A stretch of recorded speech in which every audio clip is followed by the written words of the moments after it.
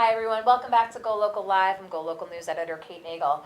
Big news today here in Rhode Island with big implications. The National Institute on Aging announcing a $53.4 million grant to Brown University in conjunction with the Boston-based Hebrew Senior Life to look specifically at Alzheimer's care and more. So I'm very pleased to be able to introduce Vince Moore, Professor of Health Services, Policy and Practice at the Brown University School of Public Health. Professor, thank you for joining us today. Hi, how are you? I'm doing well. This is the big news of the day here Big in news. Providence, $53.4 million. Let's back it up a little bit. Obviously, when looking to get that type of grant assistance, a world you know well. Yeah.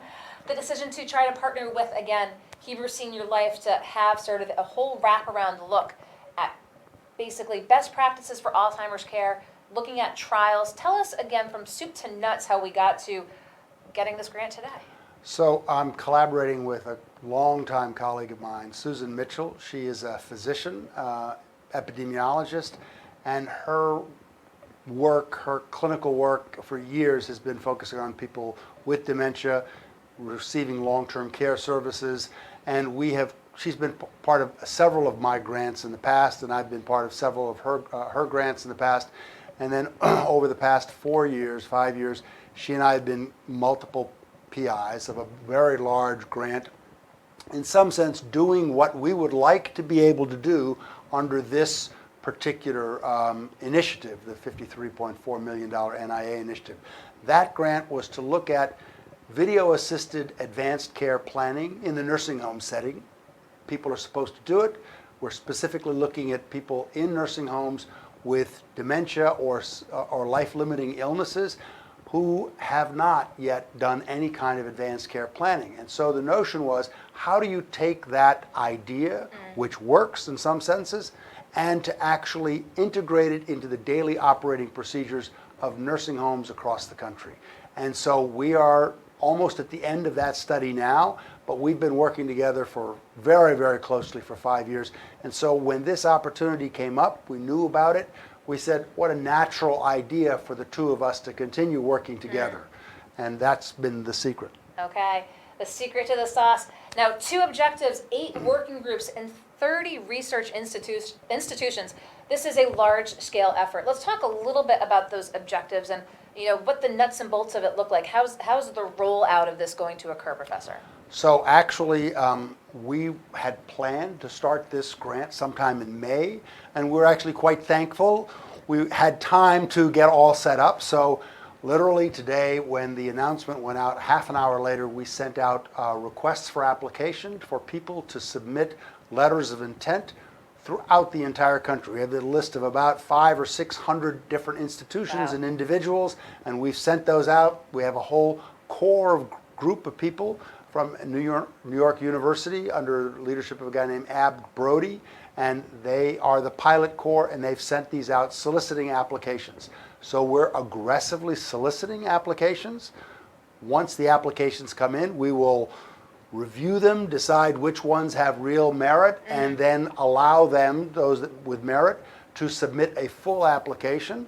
But in that process, we will assign each potential applicant to a set of core working groups. So if somebody needs a little help with statistics, we refer them to the statistics core. Okay. If somebody needs a little help with data, we refer them to the data core. Somebody needs a little help with how you work with the Institutional Review Board, human subjects review, and their issues around consent.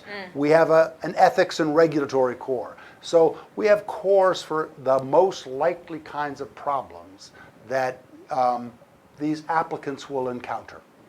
And so let's talk a little bit about that. I mean, again, this nearly $54 million, as you said, really casting a wide net, looking for those applications. Going through these trials, what are you ultimately looking to achieve? What are you looking to find out as in the sphere of public health that will have an impact on daily lives?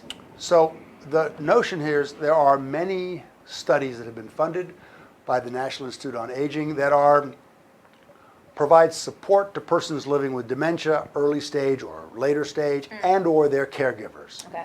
And so the notion is that those are run essentially by researchers. They might occur in an emergency department or they might occur in a nursing home, but it's essentially the researchers who are doing it. And so you might have a result and the result is very positive. How do you translate that into the daily activities of that operation? How do you say, instead of a researcher doing it who's just doing this activity, how do you embed it into the standard operating procedure of an emergency department, a doctor's office, so that the same people who are already there can figure out how to identify people at need, figure out where to refer them to, even make the referral, even to think about those things. For those of you who've gone to doctor's offices, it's boom, boom, boom, boom, boom. How do you actually get somebody to, oh, well, this is a person who might need this. Oh, yeah, we have that program. How do you actually fit that in? That is trying to embed it into the daily activities, like human engineering. Okay, so that I believe is the second objective, again, the best practices for the implementation. Right. Now, Professor, tell us a little bit time frame. This is not a small undertaking, to say the least. What can we expect moving forward? So, as I said, the request for applications went out today.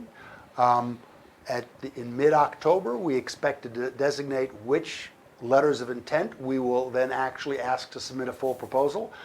Very tight timeline, then they have to have that full proposal submitted and done by the first week of December. Okay. We have literally a week to decide which, or a week and a half, which ones of those we're going to fund. And then we have 1 month, month and a half to actually go through the mechanics of making the decisions, getting approval from the National Institute on Aging, making sure they have all the I's dotted and the T's crossed for Institutional Review Board, the budgets and so on and so forth. We are hoping that the first 4 or so pilots will be funded in the first week of March. Okay. And then they will have 1 year, and as soon as that's done, we're already on to the next year's pilots, soliciting the pilots, going through this entire process while working with monitoring and assisting the pilots as they're working through their efforts. So, again, this seems like, again, big announcement today, $53.4 million.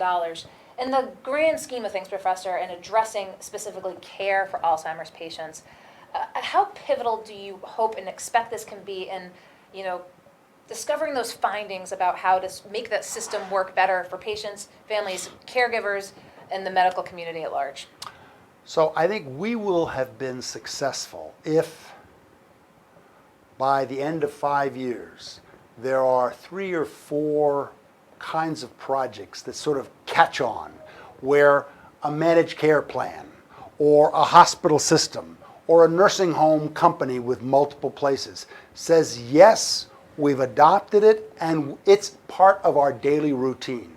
And so that means that this notion of embedding an intervention that helps support the care of people living with Alzheimer's disease actually becomes live, and it's part of the standard operating procedure. And that will have been successful. And if it is successful at that level, then we are likely to have another 5 years with about a comparable amount of money going forward. Okay. Well, I think we've run over what's behind this grant from the National Institutes on Aging. Anything else you want to share with viewers while we have you here in studio about this? Again, big headline, big grant, a lot of work to be done, as you said. You are already off to the races, but anything else you think viewers should know while we have you in here? So in some sense, for those of you who are into startups and things, this is kind of like an incubator. We are providing all the support for new entities to promulgate and disseminate this kind of strategy for making it work in the real world, and to give the leadership of healthcare systems the information they need to make the very complicated decision of, do I invest in this? Do I make this part of daily operating? Because that's a tough decision for a CEO or manager to make. It's an investment of real money and real people's time. Those are resources that are scarce, and we're hoping that we make a good enough case for this to work. Well, Professor, I so appreciate your taking the time to come down My here on pleasure. live, tell viewers what this grant is all about, what we can potentially expect to see moving forward, and more. So Vince Moore with Brown University, thank you so much for taking the time to come in. Quite welcome. And My pleasure. Don't go anywhere. We're going to be right back with our last and final guest here on Live in downtown Providence. Great. All set?